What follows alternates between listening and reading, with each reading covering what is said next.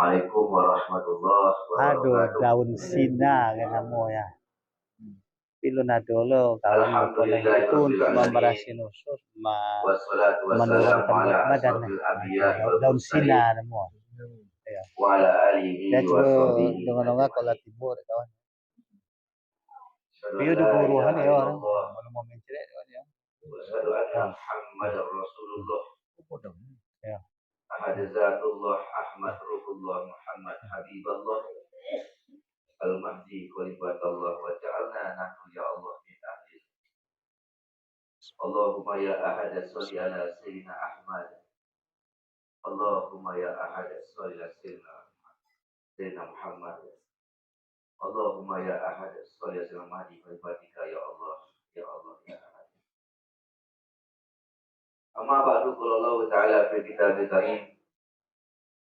A'udzu billahi minasyaitonir rajim. Bismillahirrahmanirrahim. Wasari'u ila maghfiratin min rabbikum wa jannatin arduha as-samawati wal ardh uiddat lil muttaqin. Subhanallahu maulana al-azim. Kemudian daripada itu yang selalu kita muliakan Al-Mukarram Syekhuna Maulana guru kita selaku pimpinan kita secara jasmani dan rohani untuk berhadap kepada Allah Subhanahu wa taala. Enggak bau lagi kawan. Kemudian yang kami hormati para mursyid, para khalifah, kaum bapak dan kaum ibu ini mama alim ulama cari pandai peserta budak kadua kita yang hadir pada malam hari ini, para tamu Allah, para umat Rasulullah yang insyaallah kita selalu dalam ridha dan cintanya Allah Subhanahu wa taala, selalu dalam ridhonya Rasulullah sallallahu alaihi wasallam. Untuk itu marilah kita senantiasa hanya berserah diri kepada Allah dengan jalan banyak mengingat Allah Subhanahu wa taala. Dengan banyak kita mengingat Allah, insyaallah kita akan merasakan beserta Allah. Dan rasa beserta Allah itulah yang kita bawa menyembah Allah. Rasa beserta Allah itulah yang kita bawa hidup di muka bumi Allah. Dan rasa beserta Allah itu pula nanti kita bawa ketika nyawa keluar dari jasad kita masing-masing. Inilah makna akhir kalam la ilaha illallah. Ketika nyawa keluar dari jasad, merasakan dengan yang bernama Allah Subhanahu wa taala. Semoga saja Allah berikan kepada kita rasa beserta beliau dan kita pakai dalam kehidupan sehari-hari sampai nyawa berpisah dengan badan. Kemudian selawat beserta salam, salam rindu kita, salam cinta selalu kita curahkan kepada yang kita cintai, kepada yang kita rindukan, Sayyidina Muhammad sallallahu alaihi wasallam. Semoga saja rahmat Allah selalu tercurah kepada beliau. Sehingga rahmat Allah tercurah kepada beliau. Allah berikan keberkahannya kepada kita yang banyak berselawat kepada Rasulullah sallallahu alaihi wasallam. Berbanyaklah selawat kepada beliau, apapun bentuk selawatnya. Insya Allah selawat itu dijawab oleh Rasulullah sallallahu alaihi wasallam. Allahumma sholli ala sayyidina Muhammad wa ala alihi wa ashabihi wa azwajihi wa dzurriyyatihi wa ahli baitihi adada ma fi ilmika salatan daimah bidawami mulkika ya Allah. Ya Allah, sampaikanlah rahmat, sampaikan kasih sayang, berikan cintamu kepada Rasulullah sallallahu alaihi wasallam, kepada keluarga beliau, kepada istri-istri beliau, kepada keturunan beliau, kepada ahli bait beliau. Sebanyak selawat yang engkau ketahui ya Allah. Dan selawat itu berkekalan ya Allah, seperti berkekalannya kekuasaan engkau ya Allah. Inilah arti dari selawat itu Bapak dan Ibu. Siapa yang mengamalkan selawat tersebut satu kali saja Bapak Ibu, sama dengan mengkhatam dalail khairat taufik bulan. Sesuatu kamu mengkhatam dalail khairat. Apa itu dalail khairat? Selawat yang kita baca kalau ditolong ketika orang kematian. Itu selawat tu sering kita doa. Allahumma sholli ala Sayyidina Muhammad wa ala alihi wa ashabihi wa azwajihi wa zurriyatihi wa ahli baitihi adada Rumah ma'afihi balik kita salatan daiman bidawari mulkika. Kau jadi orang Semua jompe udun dalil khairat. Begitu besarnya. Kenapa? Dalam arti dia cakap, berikan rahmat kepada Rasulullah sebanyak yang engkau ketahui. Dan kekal pemberian selawat itu seperti kekalnya kekuasaan engkau ya Allah. Itu doa atau doa Rasulullah. Berarti sebanyak yang Allah ketahui, tak sebanyak yang kita ketahui. Yang kita ketahui mungkin sepuluh. Begitulah dahsyatnya selawat itu kalau kita amalkan Bapak Ibu. Mudah-mudahan dengan kita banyak beramal selawat, kita coba bertawasul melalui selawat itu bermakrifat kepada Allah Subhanahu Wa Taala. Kemudian Bapak dan Ibu, sebelum kita masuk kepada pengajian, marilah kita kembali ulang bagi Bapak Ibu membaca Al-Fatihah. Saya perlu baca ni. Kita baca Al-Fatihah sekali seorang. Pertama sekali untuk junjungan kita yang tercinta Rasulullah beserta sahabat dan keluarga beliau. Kemudian kepada para guru-guru kita yang hidup ataupun yang telah meninggal, ibu bapakku kita yang hidup ataupun yang meninggal, anak saudara kita, para jemaah kita, sadonya bapak dan ibu, umumnya kepada kaum muslimin dan kaum muslimat, dan terkhusus untuk diri kita masing-masing, untuk ruh kita masing-masing, kita pun berkirim Al-Fatihah. Tujuannya tak lain dan tak bukan dengan Al-Fatihah itu kita kirimkan kepada diri kita, mudah-mudahan membuka mata hati kita, membuka mata rohani kita untuk memandang Allah Subhanahu Wa Taala. Ila hadratin Nabi Mustafa Muhammad sallallahu alaihi wasallam. Kiramil Al-Fatihah. Al-Fatihah.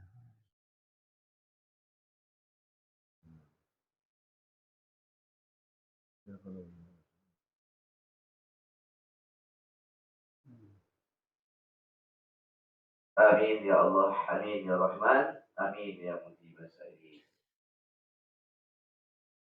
Bapak dan Ibu, kajianlah dibentang cakot guru kita tentang tahun baru. Kini kita berada di tahun baru. Bertanya kepada kita yang hadir. Ia lebih tahun baru kita orang.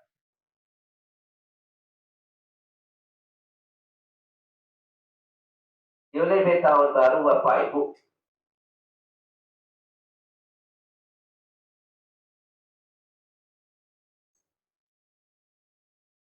Jawablah, lebih tahun baru. Baik. Aku tinggal semua ada hidup di sini ya. Dah lewat 1 Januari. Nah, tahu. Itu secara syariat. Ambo bertanya secara hakikat kepada setiap diri. Tidak semua diri bertahun baru. Yang hadir secara hakikat pada Bapak Ibu, tidak semua secara hakikat itu bertahun baru. Siapakah yang bertahun baru itu secara hakikat? Kembalinya baru. Diri rohaninya baru. Mungkin selama tahun 23 lah kumur dek bacoret-coret. Maka di tahun baru secara hakikat barasi buku itu tadi. Itu Rasul. Bagi Bapak Ibu, lain tahun baru Pak. Itulah inti satu. Siapakah yang bisa bertahun baru? Orang yang muhasabah. Kalau sudah muhasabah, tak bisa tahun baru. Dengan muhasabah bin nafsi, memperhatikan diri, ternyata diri banyak salah, mengakui diri banyak dosa, mengakui diri berkelimang maksiat. Itulah orang yang bisa bertahun baru. Mengaku ke Allah. Awak nak awak aku. Kalau kita punya salah, siapa yang tak punya salah? Tidak ada jaminan di antara kita berdua Pak dan Ibu. Siapapun dia, pasti hukumnya punya salah dan dosa kepada Allah. Bagaimana cara bertaruh? Mengaku salah kepada Allah. Siapa yang bisa mengaku? Adalah orang yang muhasabah.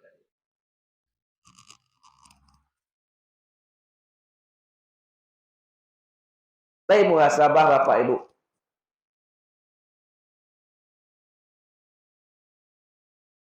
Baik muhasabah. Baca colik diri. Wa fi anfusikum afala tubsirun. Pada dirimu, dalam dirimu, perhatikanlah diri itu Bapak dan Ibu. Supaya tahu ada salah awak. Kenapa kita tak kunjung tahu ada salah awak? Karena dia tak memperhatikan diri orang saja yang memperhatikan. Salah orang saja yang nampak. Itulah hijab sebenar. Kenapa kita tak pernah tampak salah awak? Karena melihat salah orang bakal panjang. Makanya di dalam hidup Bapak Ibu, pandanglah orang-orang itu semua mulia daripada awak. Siapapun ini, cari kebaikan di orang itu. Walaupun kaji kasar, orang gila pun sekalipun Bapak Ibu. Cari kemuliaan di situ. Iko yang muhasabah. Hasil dari muhasabah itu hanya memandang dirinya hina. Tak ada kebaikan tampak dalam diri ini. Kehinaan aja yang muncul. Dosa yang banyak ada yang nampak. Dalam solat berdosa juga, ya Allah. Dalam solat berdosa juga. Apapun yang kita lakukan kebaikan, tak ada deh kita seorang merasakan tak pernah ada kebaikan yang pernah kita lakukan. Dengan adanya muhasabah demikian. Jadi muhasabah itu Bapak dan Ibu awal dari untuk masuk kepada sufi tasawuf. Tanpa muhasabah kita tak bisa bertasawuf. Di dalam muhasabah itu muncul tazkiyatun nafs, membersihkan hati, membersihkan jiwa kata Bapak dan baru muncul membersihkan jiwa. Dengan memunculkan pembersihan nafsi tadi, tazkiyatun nafs, menyesal kita atas perbuatan yang pernah kita lakukan. Muncul mu'atabah. Apa itu mu'atabah? Tobat. Apa itu tobat?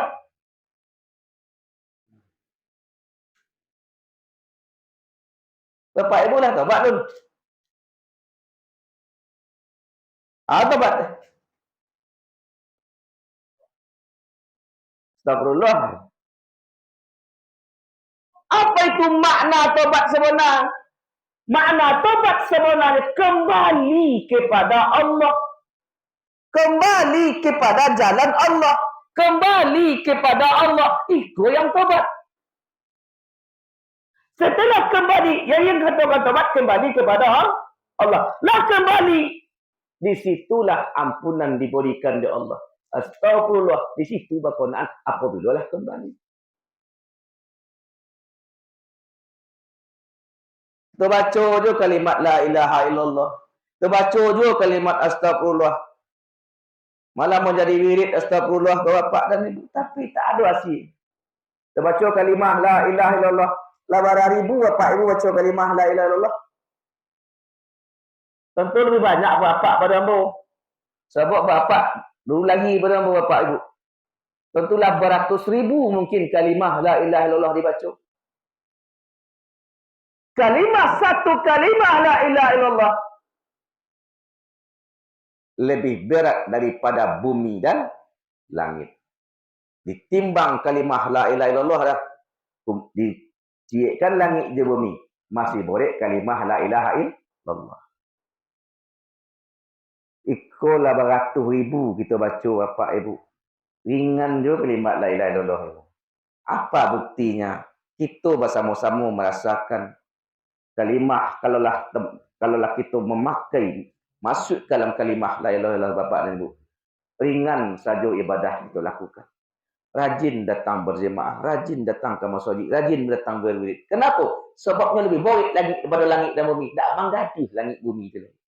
Ternyata Bapak dan Ibu, kita terlebih hamba pribadi Bapak Ibu, ia lebih baik juga dunia baru daripada kalimah la ilaha illallah. Jadi kenapa penyebabnya tak ada membekas kalimat la ilaha illallah itu pada diri Bapak Ibu? Karena sekedar bacaan di lisan. Di lisan aja membaca. Jadi apapun bentuk zikir lisan, baik itu kalimat la ilaha illallah, baik itu astagfirullah, baik itu kalimat tasbih, itu ucapan lisan, betul. Tapi iringi, jangan cukup di lisan saja kalau kita ingin masuk dalam kalimat la ilaha illallah. Bagaimana caranya? Ketika lisan membaca kalimat, akal memaknai, hati merenungi, ruh merasakan. Itu rumusnya. Lidah membaca, pikiran memaknai, hati merenungi, ruh merasakan.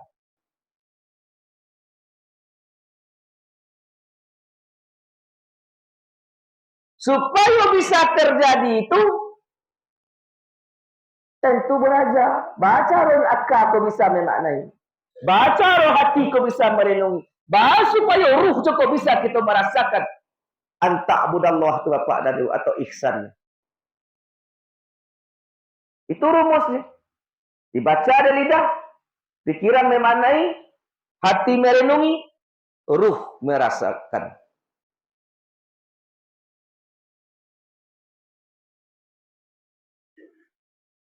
Jadi itulah hijab-hijab sebenarnya. Supaya itu bisa dilakukan, man arafa nafsah, faqad arafa rabbah. Siapa yang kenal dengan dirinya, baru kenal dengan Rabbnya. Siapa yang kenal dengan dirinya, baru kenal dengan Rasulnya.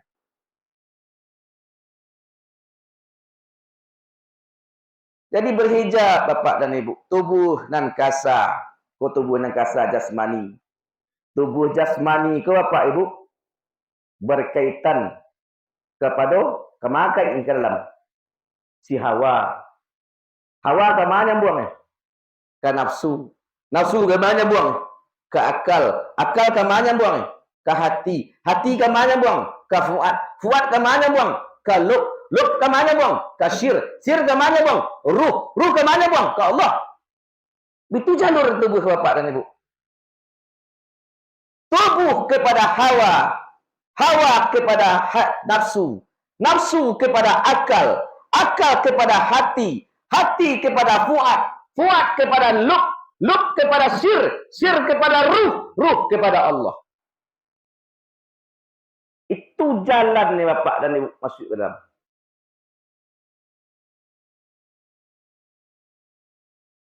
Jadi ketahui fungsinya.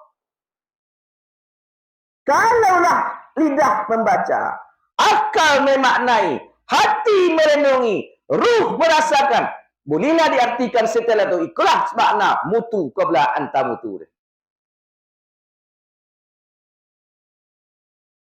Matikan diri sebelum mati, Bapak dan Ibu. Jadi siapa orang yang bisa demikian? Orang yang muhasabah. Kalau orang yang muhasabah, insya Allah ikulah jalan awal untuk bisa mengenal diri. Kalau dia sadar diri, menyesal, kembali kepada taubat, disitulah kalimat Astaghfirullahaladzim, Astaghfirullahaladzim, Astaghfirullahaladzim. Mengaku di situ di hadapan Allah.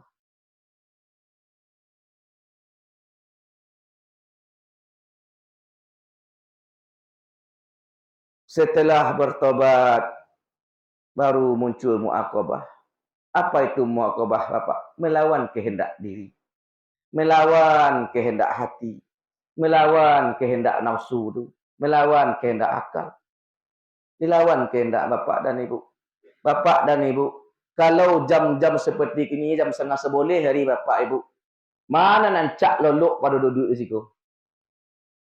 Mana ketujuh dah lolok daripada duduk di situ? Lolok kan? Itu nafsu. Tapi kalau dia ruh, tujuh duduk di situ. Kalau dia nafsu, tujuh pulang. Jadi kalau ada kini yang ngecek ingin pulang lah nafsu fungsi. Kalau dia senang di situ, berarti ruhnya hidup. Nah, di mana Pak Ibu? Siapa yang menguasai diri ibu ini? Nafsu atau ruh? Nah, kalau jam-jam model kini, jam 2 malam, lemak, lolok je dah.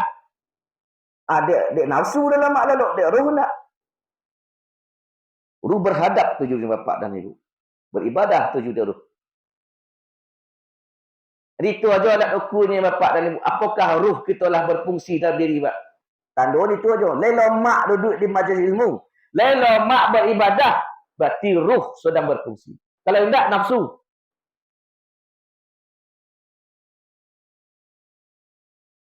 Jadi tundukkanlah nafsu tadi. Allah bapak dan ibu-ibu. Allah kau sayang gawak. Ditolong oleh Allah sebenarnya untuk menundukkan nafsu kau, menundukkan akal kau, menundukkan hati kau. Allah tolong wak sebenarnya. Tapi wak nak namuh ditolong Allah. Lai tahu bapak ibu wak ditolong oleh Allah untuk menundukkan nafsu. Lai. Untuk menundukkan nafsu ego je kau. Untuk menundukkan hati, menundukkan akal. Allah tolong wak sebenarnya. Lai tahu bapak ibu tak? Lai. Dengan cara Allah tolong. Tak tahu kan? Allah tolong seorang hamba tadi untuk bisa menundukkan akal hati dan nafsunya dengan ujian. Dan tak kata tuju dia akal dia buat. Tu Allah tolong sebenarnya. Tak tuju dia akal dia. Tak kalau mak dia nak buat suara dia. Tak kata tuju dia hati kejadian yang ada pada diri dia. Hakikatnya Allah sedang menolong awak bapak dan ibu. Kalau dibori you nak kalau mak dia nak puasa, dibori nak kalau mak dia hati, dibori you nak kalau mak dia akal, nak kono lemah ni. Norah dia. Aku bori nak kalau mak dia nyok. Kata tuju dia puasa, dolok. Ada tu makan lomak. Nak tuju dia akal, you nak selesai je nak, jangan ada masalah. Kata tuju dia hati. Jangan ada ndak. Mengacau dia hati dia. Kalau mereka ndak pernah kita dewasa bapak dan ibu. Tak pernah ruh cakap bangun. Ni tambah kuih je. Sonang ni. Akal sonang panjang ni. Ni sonang ni duduk di kini. Dia nak kini lah. Ada orang kecil pada itu gambar bapak ibu. Ambo kini sonang nah. Tak ada jadi beban pikiran ni. Dia tertipu sebenarnya. Badan sonang. Hutang tak ada. Anak tanggungjawab tak ada. Itu tertipu dia. Kesenangan itu karena zikir kepada Allah. Aku yang tak tertipu bapak dan ibu. Tapi kalau kesenangan itu diberi Allah ketenangan kepada orang-orang yang tak kenal Allah, itu istidrak. Tipuan, nikmat tertipu orang-orang tua bapak dan ibu. Nikmat tipuan namanya. Kicuan Allah. Dia senangnya. Tak lalu zikir dia. Lapang hati dia. Tak ada masalah dia ni. Dia tak ahli zikir. Tak ada berjumpa berzikir. Baik tenang ni. Berarti Allah sedang menipu dia. Nikmat istidrak. Diberi dia Allah nikmat tapi ada istidrak di dalam bapak dan tipuan Allah di situ. Hati kita bapak dan ibu. Karena jaminan Allah ketenangan itu cuma satu. Ala bizikrillah tatsma'innul qulub. Hanya dengan mengingat Allah, hanya dengan berzikir kepada Allah, hanya dengan menyebut-nyebut namanya di kalbu, disitulah ketenangan akan muncul. Iyan bangga lah bapak ibu kok tonang ni, buat nak zikir tonang ni. Tipuan. Kini wak lengah je ni. Tak perlu lah sebenarnya zikir ni tonang ni. Aku pun ni kat bapak dan ibu. Jadi banyak je kita yang tertipu. Ambil kecil ke orang tu kok apa lah nyo. Tontok ni tonang alhamdulillah itu je kenyo ni. Jadi bapak ibu. Jadi itulah bentuk betul beruntunglah seseorang tadi Kalau datang pada dirinya yang tak ketuju di akalnya, yang tak ketuju di nafsunya, yang tak kelomak di hatinya, sebenarnya Allah sedang menolong untuk menundukkan si nafsu, si hati yang koreh cakap bapak dan ibu. Tujuan Allah supaya ruh tadi jangan terpenjara jo di akal di hati nafsu bapak dan ibu. Kalau Allah ruh yang berfungsi, insya Allah ihsan akan datang dengan sendiri. Wirid yang tertinggi orang bermakrifat itu adalah ihsan. Apa itu ihsan? Selalu merasa memandang. Wala sautun, wala harfun. Tak pakai huruf lagi, tak pakai suara. Selalu ada perasaan saling memandang dengan Allah. Nah, itulah wirid tertinggi orang-orang sufi ke bapak dan ibu. Apa bisa terjadi? Tundukkan nafsu tadi. Secara syariat Allah menolong kita dengan ujian-ujiannya. Tetapi kita pun berusaha melawan kehendak hati itu. Mungkin dahululah kau nak hati kini, kau nak lepas suruh Pak Ibu. Nanti pulang deh oleh kini contoh jangan tahan. Tahan deh Pak. Tahan, jangan sampai ulang. Tak kau ada itu aja ni. Jadi itu kau nak lepas suruh. Itu kau nak lepas suruh. Jadi itu telah muakabah, dipaksukan terus. Akhirnya dia biasa. Pertama, kita pasu. Jalan dulu, ya terpasu dia malu doang. Dia lalu malu doang lagi. Ini pertama biasa ni. Akhirnya menjadi biasa. Kalaulah menjadi wasiat itu yang dikatakan wirid. Itu yang dikatakan wirid. Bapak Ibu inginkah menjadi kekasih Allah? Menjadi wali Allah? Ya lain. Calon wali Allah lalalun. Siapakah wali Allah itu? Siapakah calon wali Allah itu? Lain tahu Bapak Ibu nak? Calon wali Allah atau wali Allah itu bukan karomah. Bukan tak tolok dek ladiang. Bukan tak anguh dek panggang. Bukan bisa terbang. Bukan bisa bergonang dek. Bukan itu. Standar wali Allah. Standar wali Allah adalah wirid. Apa itu wirid? Istiqomah dalam amalannya. Tidak bisa amalan syariat istiqomah. Amalan rohani istiqomah. Tidak bisa. Setidak-tidaknya amalan rohani yang diistiqomahkan. Kok syariat kadang-kadang kok poni terkolok contoh. Tapi kalau syariat Bapak Ibu, kalau kita istiqomah dalam berwirid itu, kalau seandainya kita ketinggalan wirid ini, contoh kita wiridkan salah satu amal, tinggal salat witir kini, kodoh habis. Itu namanya wirid. Jadi calon wali Allah itu, siapakah kasih Allah itu? Istiqomah dalam beramal. Istiqomah dalam beramal. Nggak, kalau syariat mungkin tidak bisa istiqomah. Ada masuknya kita sakit, gitu enggak? Jadi mana bisa istiqomah? Maka setidaknya rohani yang istiqomah. Selalu ingat kepada Allah. Supaya rohani, supaya diri batin tadi bisa istiqomah untuk mengingat Allah. Baca Bu. Nampak tahu belajar zikir. Ya Bu? Lah baca kita zikir. Zikir kolbu. Kasih ke guru. Guru yang mana? Guru yang ahli wirid. Supaya wiridnya bisa kita amalkan. Kalau tidak berwirid, tidak boleh.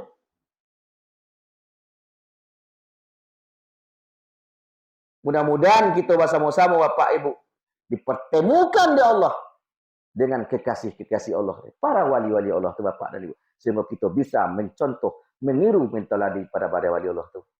Sebagai amal seperti beliau beramal.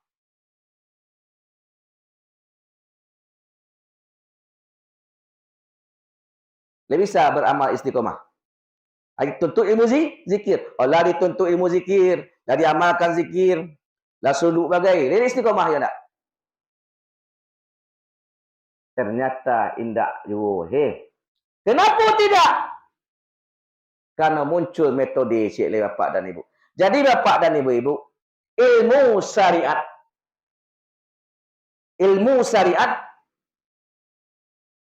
telah selesai di ketika Nabi wafat.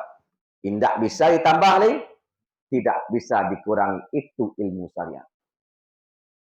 Tetapi kalau ilmu ma'rifat sampai akhir zaman akan terus mengalir, bertambah-tambah. Tak akan pernah berhenti mengalir terus Bapak dan Ibu. Itulah makna Bapak dan Ibu, al-ulama warisatul anbiya. Para ulama itu pewarisnya para nabi. Jadi Bapak, apa yang diwarisi? Qalbu nabi. Qalbu nabi. Jadi ilmu ma'rifat itu tidak berhenti kalaulah nabi wafat. Syariatnya nabi wafat, tapi nabi itu tidak wafat. Tidak pernah berhenti. Apa dalilnya? Laqad ja'akum rasulun min anfusikum. Di setiap dirimu ada seorang rasul. Selalu. Kenapa diutus rasul itu kawan? Kepada diri Pak. Karena pada dasarnya Bapak Ibu, kita bersama-sama dahulu di alam ruh telah memandang Allah sado gitu. Berhadap kepada Allah. Memandang Allah. Tapi lah muncul ke dunia, maka lupa pandangan kepada Allah.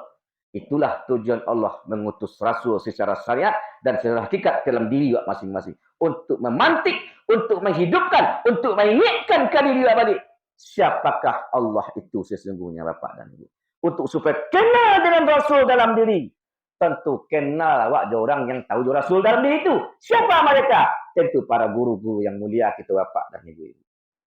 Tanpa berguru kita tak akan pernah kenal dengan Rasul yang ada dalam diri Bapak dan Ibu. Nah, kenal dengan Rasul dalam diri Bapak Ibu, insya Allah akan bertambah ilmu di situ. Jadi setelah menjadi wirid muncul warid. Apa itu warid? Kalbu Bapak dan Ibu-ibu muncul bisikan. Yang pertama ada bisikan khawatir namanya. Ada pernah khawatir enggak? Gelisah, gagu, comeh, enggak? Jadi semua bisikan yang masuk ke dalam kalbu belum tentu benar. Ada bisikan kau datang dari setan, was-was namanya. Jadi kunan banyak kita pakai was-wasnya, bisikan setan yang banyak kita kecil-kecilkan, yang banyak kita viralkan. Itu bisikan setan. Jadi Bapak dan Ibu, setiap bisikan yang masuk ke kalbu belum tentu semuanya benar. Sebab ada was-was. Min syarril waswasil khannas. Bisikan setan di situ. Jadi bisikan yang benar itu adalah warid. Apa itu warid? Anugerah Allah kepada kalbu orang yang berwirid. Nah, itu yang warid. Anugerah Allah kepada kalbu orang yang berwirid. Wiridnya apa? Kalbunya lah berwirid menyebut nama Allah. Baru dapat warid. Dalam Al-Quran laduni nama. Ilmu laduni.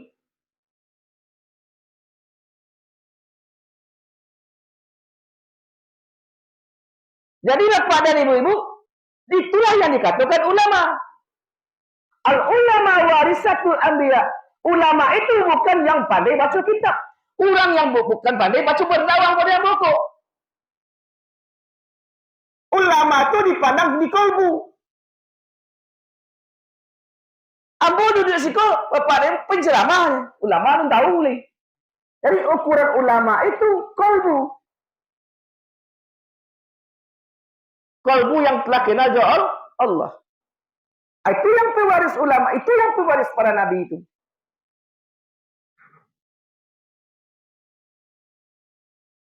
Nabi tidak mewariskan Quran. Tidak mewariskan kitab. Berarti tidak ikut patokan ya Bapak dan Ibu. Jangan lagu bulu Bapak Ibu.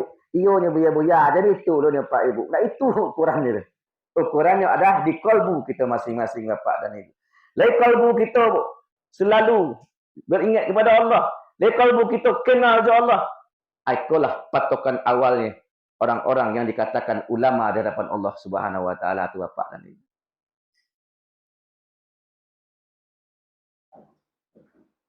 Jadi Bapak Ibu, itu yang dikatakan warid. Ane kata warid, anugerah Allah kepada kalbu orang yang berwirid. Apa itu wirid? Istiqomah dalam beramal. Amalan amalan syariat Bapak Ibu. Bagi ciabak jako. Ledak sayat sama dalam pokok taruh. Kau nan taruh ni enggak? Sayat semalam. Bismillahirrahmanirrahim. Alif lam mim. Shadaqallahul azim. Dah deh. Kita taruh. Kau nak malu. Cik aja. Itu kaji kasar ni cik pun pokok taruh. Begitu juga apapun amalan-amalan lain. Bapak Ibu ingin bertemu Rasulullah tak? Ya. Ada seseorang Bapak dan Ibu. Seorang ahli salawat. Amalannya. Ku 10 setiap hari Jumat dah tiba di masjid. Pukul 10. Taruh. Tiap Jumat pukul 10 tiba di masjid. Mengapa tu? Selawat. Berselawat sampai kau tu masuk. Bagaimana mau beramal 5 tahun? Awak sengenek tu. Dan lama tak ada rahsia ni. Sengenek tu lagi cik itu. Lah 5 tahun beramal. Pada suatu hari Bapak Ibu.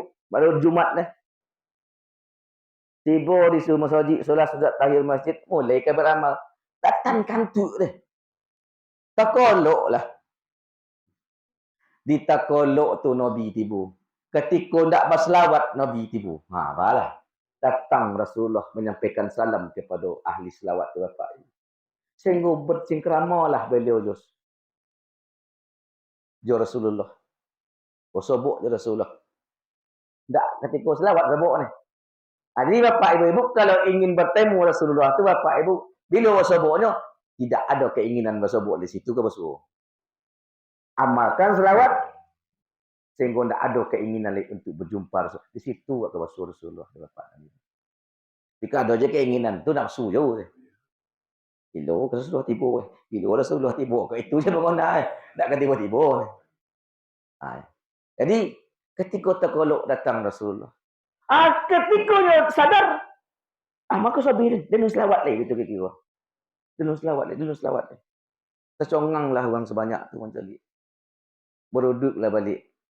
Di situlah sadar balik. Ternyata sebentar Rasulullah menyampaikan salam kepada ahli selawat tu. Kalau datang Rasulullah Bapak menjumpai seseorang. Lah nak suruh go dia. Tak masuk neraka tu dia Bapak. Jadi Bapak Ibu. Setelah dapat warid. Warid itu Bapak dan Ibu nikmat secara rohani. Nikmat secara jasmani pernah tak berhenti? Nikmat secara jasmani pernah tak berhenti Bapak Ibu? Tidak pernah berhenti. Sampai nyawa ditenggorokan nikmat secara jasmani tak pernah berhenti. Begitu pula warid tekosona. Nikmat rohani pun tak pernah berhenti. Kenapa kita nak tahu? Karena terhijab satu masalah. Kalau terbuka dah hijab tu Bapak dan Ibu. Maka keluarlah kau ilmu fisudur keluar ilmu satu. Sampaikan oleh Allah kawat warid tu Bapak dan Ibu.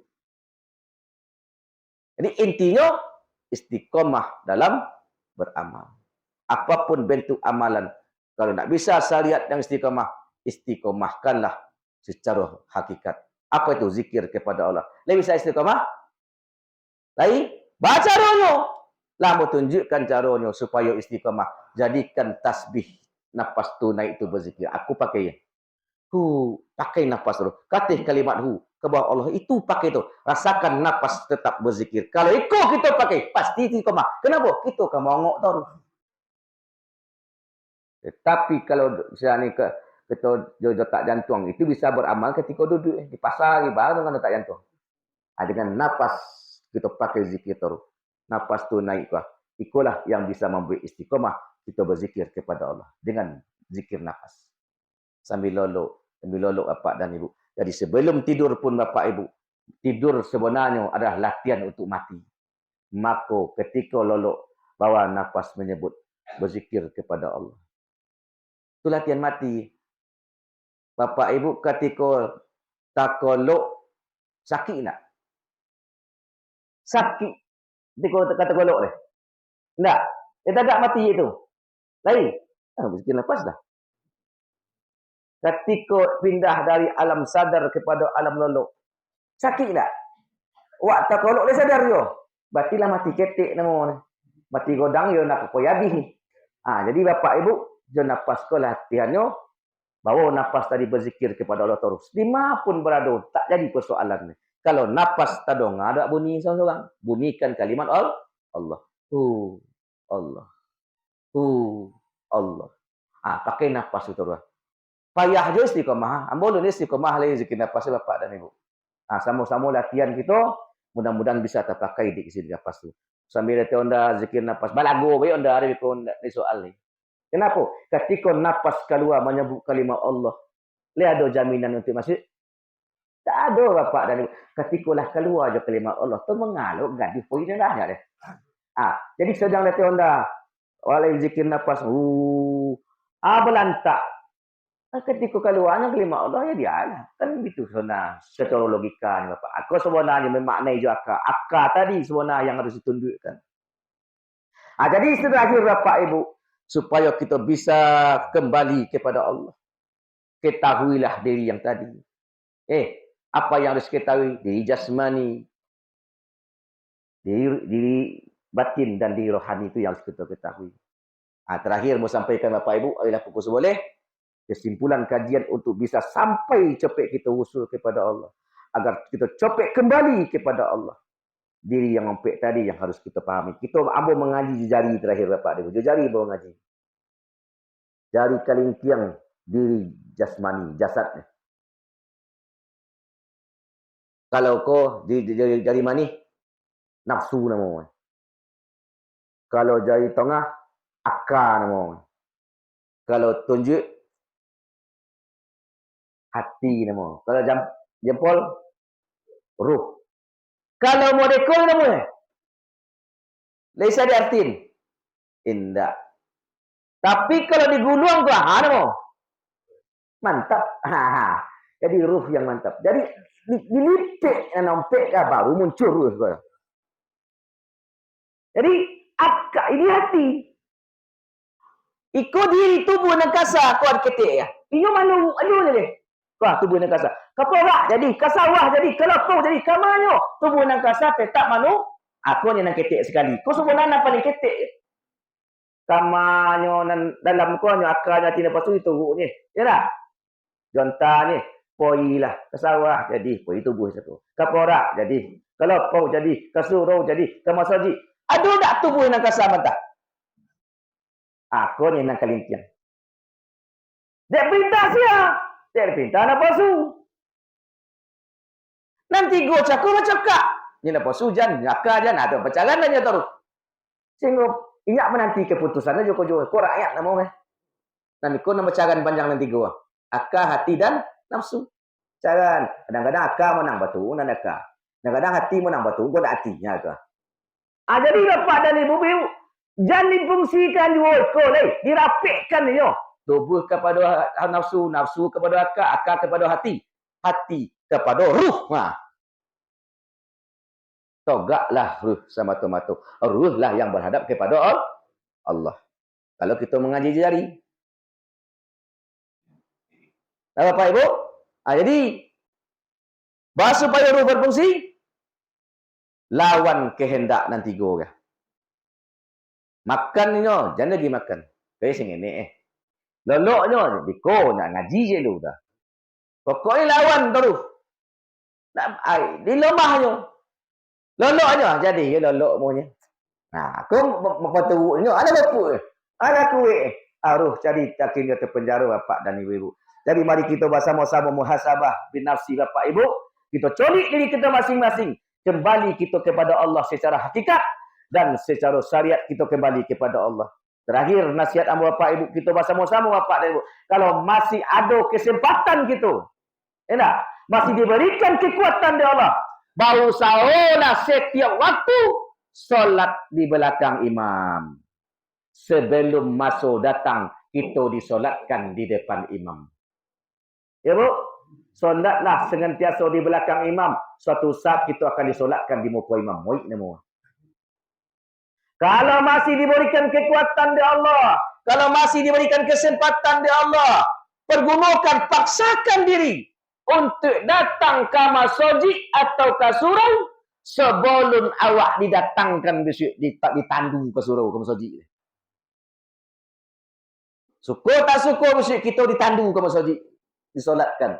Sebelum itu terjadi, baus masih ada kesempatan kekuatan, paksakan diri untuk datang berjemaah ke masjid sebelum kita dijemaahkan, sebelum kita diantarkan orang ke masjid. Yang ketiga apa ibu? Berusahalah setiap malam walaupun satu ayat baca Quran.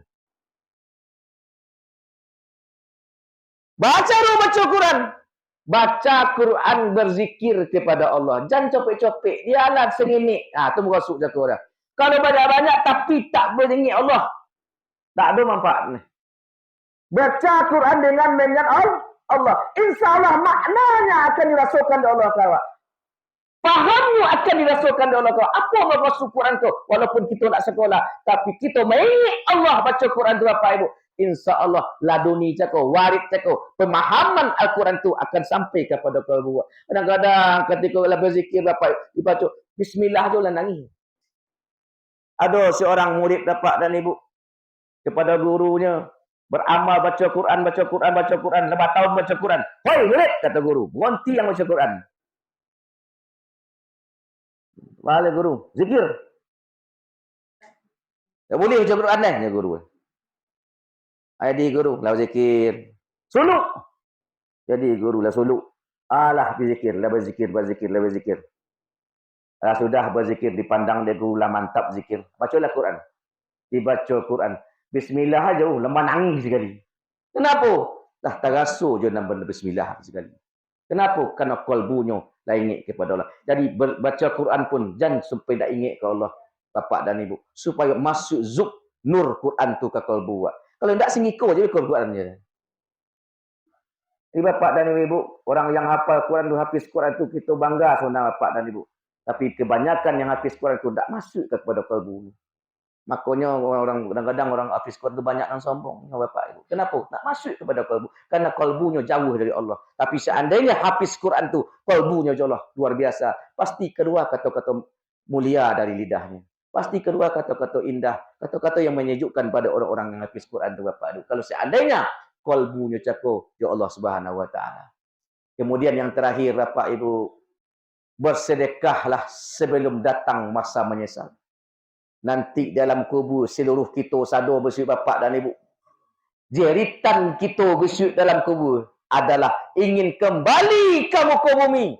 Apa jeritan awak? Ya Allah, kembalikan nambo gak sebentar. Tundulah kematian nambo sebentar. Kembalikan nambo ke muka bumi, ya Allah. Mengangkau ke muka bumi, kata Allah.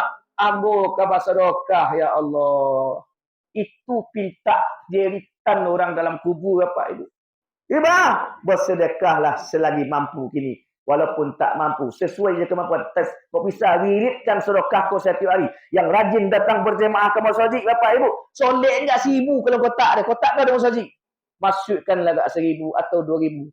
InsyaAllah Bapak Ibu, sedekah ikulah nanti yang akan membuat kita nyosa. Penjerit orang dalam kubur tu indah. Abukah solat, ya Allah. Nak ditunjuk dia. Abukah zakat. Abukah umrah. Abukah haji. Nah itu jeritan orang kubur dia. Jeritan orang dalam kubur adalah kembali ingin bersedekah, ingin menghabiskan hartanya untuk bersedekah kepada Allah. Ambo punya sawah tuan. Tak ada cerita kini ni. Itulah kira Bapak Ibu. Jadi mari kita bersama-sama bangkit Bapak Ibu.